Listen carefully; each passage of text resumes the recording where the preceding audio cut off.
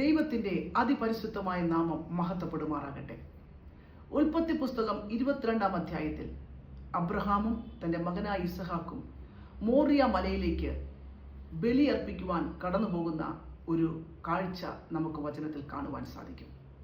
അവിടെ ഒരു രണ്ടുപേരും മലയുടെ മുകളിലേക്ക് കയറി പോകുമ്പോൾ മകൻ ചോദിക്കുകയാണ്, അപ്പാ, വിറകും തീയുമുണ്ട്, പക്ഷേ ഹല്ലേലൂയ ബലിക്കുള്ള ആട്ടിൻകുട്ടി എവിടെയെന്ന് ചോദിക്കുമ്പോൾ അബ്രഹാം പറയുന്നൊരു വാക്യമുണ്ട്, യഹോവ കരുതിക്കൊള്ളും. വിശ്വാസത്തോടെ അബ്രഹാം ആ വാക്ക് അവിടെ വിളിച്ചു പറയുവാൻ ഇടയായി തോന്നുന്നു. ഒരു ഭാഗത്ത് വിഷമമുണ്ട്, ഭാരമുണ്ട്.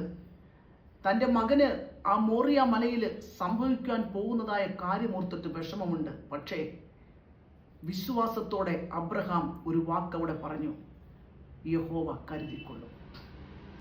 അബ്രഹാം പറഞ്ഞതുപോലെ തന്നെ ആ മോറിയ മലയുടെ മുകളിൽ സംഭവിക്കുവാനിടയായി തോന്നുന്നു.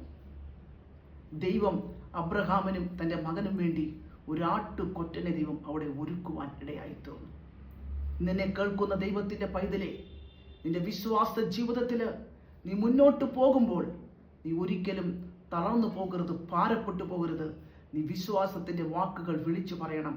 എൻ്റെ കർത്താവ് എൻ്റെ കൂടെയുണ്ട്, എൻ്റെ കർത്താവ് എനിക്ക് വേണ്ടി കരുതുന്ന ദൈവമാണ്, എൻ്റെ കർത്താവ് എനിക്ക് വേണ്ടി സകലതും കരുതിക്കൊള്ളുമെന്ന് നീ വിളിച്ചു പറയുവാൻ, വിശ്വാസത്തോടെ പറയുവാൻ നിനക്ക് തയ്യാറാണോ? നീ വിശ്വാസത്തിൻ്റെ വാക്കുകൾ വിളിച്ചു പറയുമ്പോൾ നിനക്ക് വേണ്ടി കരുതുന്ന ദൈവം, പരിപാലിക്കുന്ന ദൈവം, ആ വിശ്വാസ പ്രഖ്യാപനത്തിൻ്റെ ഫലം നീ കാണുക തന്നെ ഇടയായിത്തീരും.